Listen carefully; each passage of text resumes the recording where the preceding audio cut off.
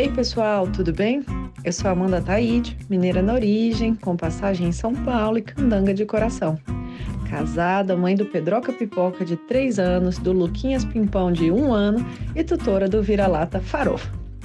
Sou professora doutora da UNB, dos cursos de Direito Empresarial, Concorrência e Comércio Internacional.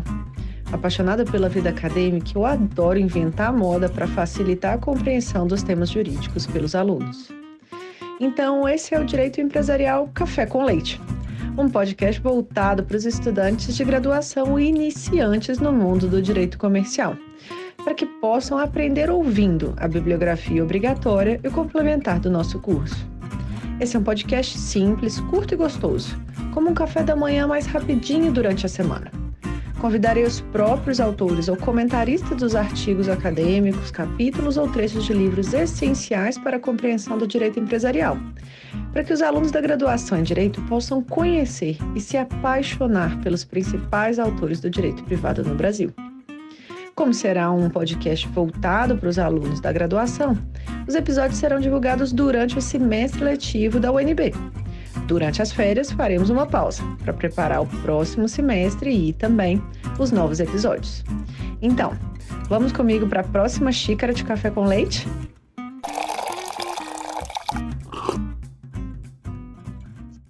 A nossa xícara de café com leite de Direito Empresarial de hoje vai tratar de um dos artigos de Túlio Ascarelli, titulado Empresário, que foi publicado na revista de Direito Mercantil, Industrial, Econômico e Financeiro em 1998, mas que consiste em uma tradução pelo professor Fábio Conder Comparato do original que foi publicado em 1962.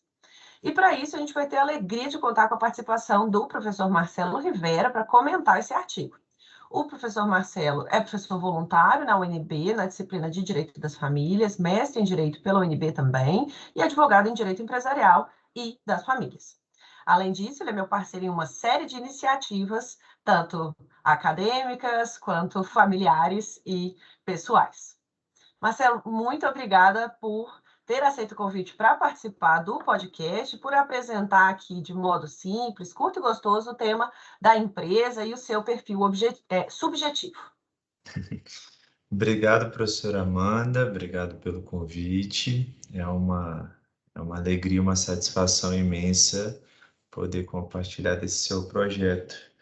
O que só me chama a atenção é a presunção de se comentar um artigo desse de uma forma leve e tranquila, né?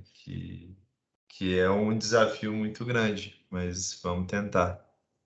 É bem isso, os artigos dos clássicos, a ideia é sempre a gente tentar mastigar, vamos dizer, né, para os alunos aí da graduação, já que eles têm uma redação diferente da que a gente usa hoje, né? Então, vamos para a gente começar a entender por que esse artigo ele é importante. Quem que é Túlio Ascarelli e qual que é a relevância, né, desse artigo que foi publicado para discussão sobre o conceito do que é o empresário, o que não é empresário. Ok. Bem, Túlio Ascarelli foi um dos maiores juristas italianos do século XX, né? Ele foi exilado da Itália na época do regime fascista de Mussolini e veio ao Brasil ali no início de quase 1940, alguma coisa nesse sentido. Foi quando ele foi para a Faculdade de Direito de São Paulo, na USP, e começou a lecionar lá na faculdade. E aí ele deu a disciplina, né, ministrou a disciplina de Direito Comercial. Então, ele foi um expoente, né, um jurista expoente e também economista em Direito Comercial. Daí a importância de estudar os textos do professor Ascarelli para entender todo o conceito e de onde surgem, né, as interpretações ou avaliações do que se entende hoje por empresário, né? O início ali dos estudos se dá com ele, né? Perfeito. E eu queria agora entender um pouquinho como que você resumiria o trabalho de Túlio Ascarelli. Ele publicou muito, né, ao longo do tempo e acabei escolhendo esse artigo para tratar especificamente, né, sobre o perfil subjetivo na lógica aí da discussão dos perfis da empresa do Asquini. E então, entrando nesse primeiro perfil aí, do perfil subjetivo, como que você resumiria esse trabalho do Túlio Ascarelli para que os alunos da graduação possam entender aí os argumentos do autor? Como eu disse no início, né, é um desafio muito grande querer resumir um trabalho desse, né? Além de um desafio de uma presunção enorme, porque tira até um pouco do ímpeto, da vontade de ler o artigo, né, o resumo, mas aonde eu convido a todos a ler.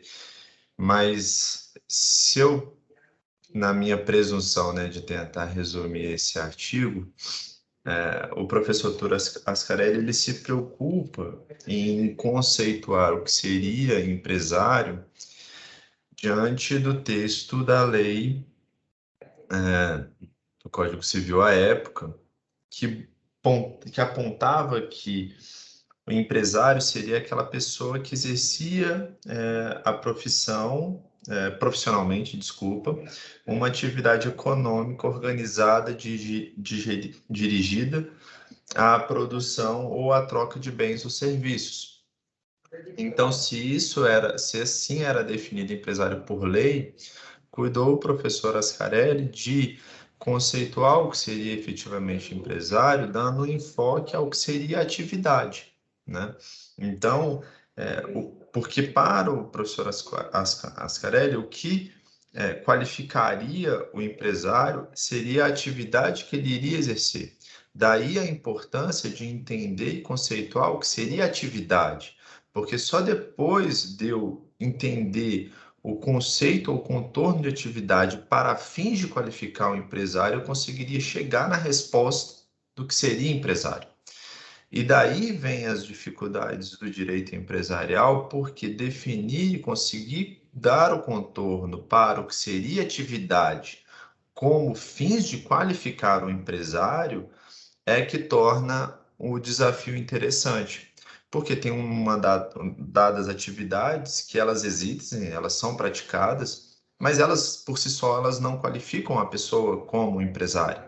Mas existem, sim, atividades que atingiriam esse objetivo, porque são atividades coordenadas para um determinado fim. E aí a gente, então, percebe que tem uma mistura, né, entre esse perfil subjetivo e o perfil funcional também, né, do Asquini, que é justamente essa lógica da atividade e o conceito de empresário, que são totalmente imbricados, né, pela legislação e pela doutrina. E eu queria entender, assim, qual que é a repercussão na prática? Os alunos vão falar, tá bom, eu entendi o texto do Asquini, maravilha, do Asquini não, me desculpa, do Ascarelli, eles vão falar, entendi a lógica, como que eu conceituo ele, mas como que isso repercute na prática? Você é um advogado que trabalha na área do direito empresarial. Qual que é a repercussão, ou quais que seriam as discussões, né, decorrentes da existência, por exemplo, de uma caracterização de alguém como empresário ou não empresário? Bem, os desafios são enormes, né? Mais uma vez, eles são muito presentes, porque são de inúmeras ordens, né?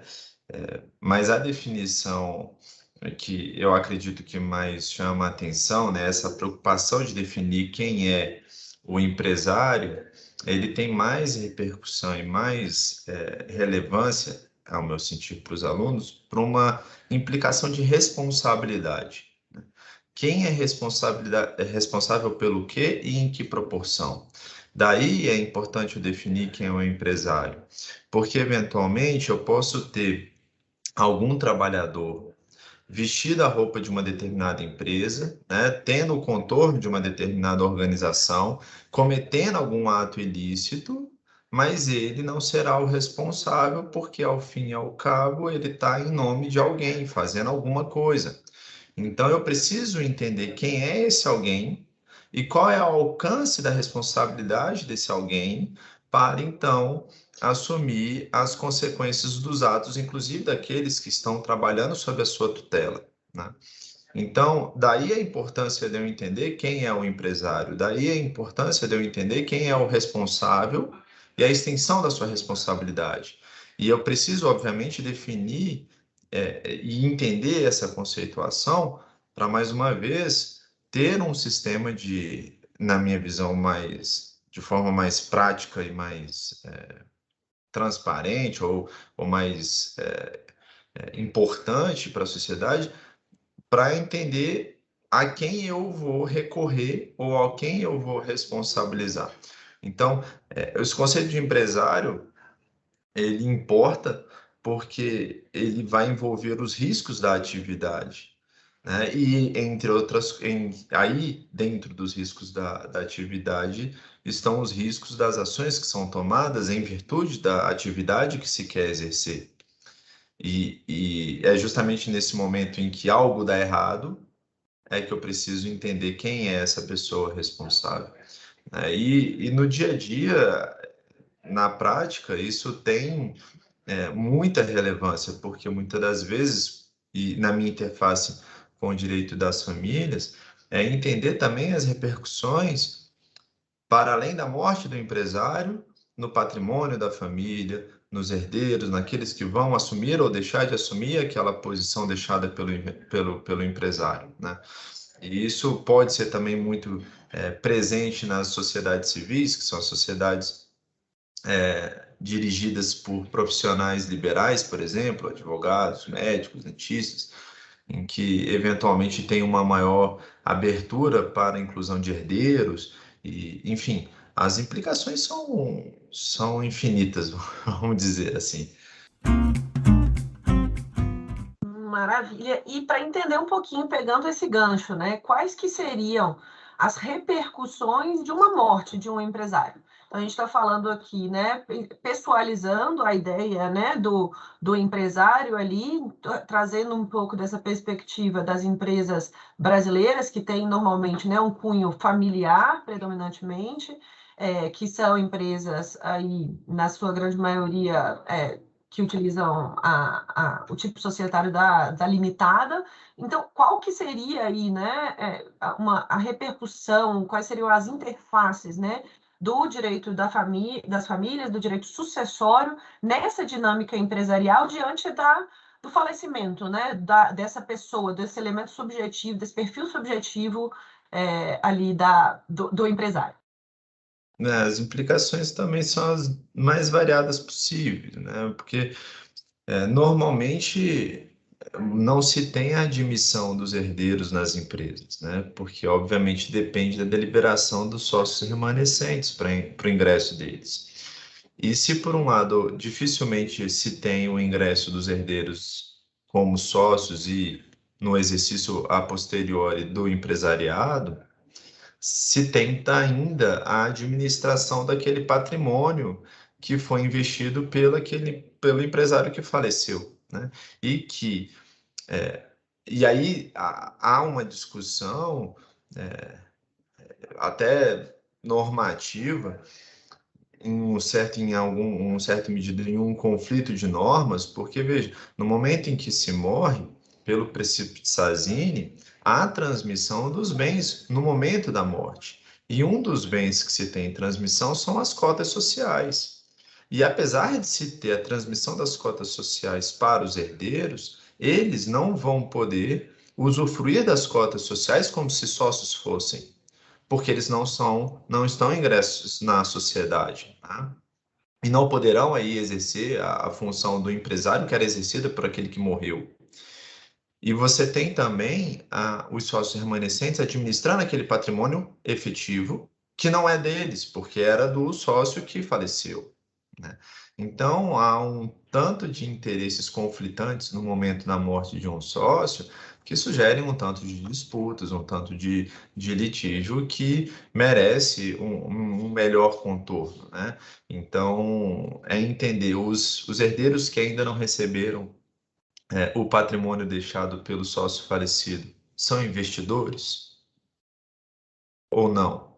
O que eles são? O que eles teriam direito a receber pós-morte apenas aquelas cotas congeladas, mas veja, uma empresa ela tem um patrimônio extremamente dinâmico, porque a todo momento ela está utilizando daquele patrimônio, do seu histórico para fazer novas riquezas, né? E se está utilizando o patrimônio de alguém que não mais participa da sociedade, né? Então, as implicações são as mais variadas possíveis, né? Os desafios são enormes e é muito legal. Muito, muito bacana ver essa perspectiva aí concreta e trazer esse dia a dia aí para os nossos alunos da graduação. E para a gente fechar a nossa conversa, qual que seria aí a sua recomendação para os alunos, né, que tiverem interesse em trabalhar, em estudar com direito empresarial no Brasil, em Brasília? Recomendação, né? Estudar. Tem que estudar muito. E porque só o estudo que vai conseguir dar a base sólida para uma atuação. Eu que tenho uma atuação no judiciário, né, num contencioso, é o estudo que baseia todas as minhas petições, né? Então não é o achismo da coisa. Ah, eu acho que isso. Não.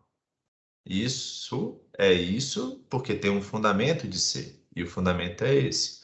E todos esses fundamentos estão nos artigos, estão nos livros, está justamente na história que foi construída, por exemplo, pelo professor Túlio Ascarelli. Então, daí entender a importância de toda a construção conceitual para que, quando for se defender essa posição, exista base, né? Exista pilar.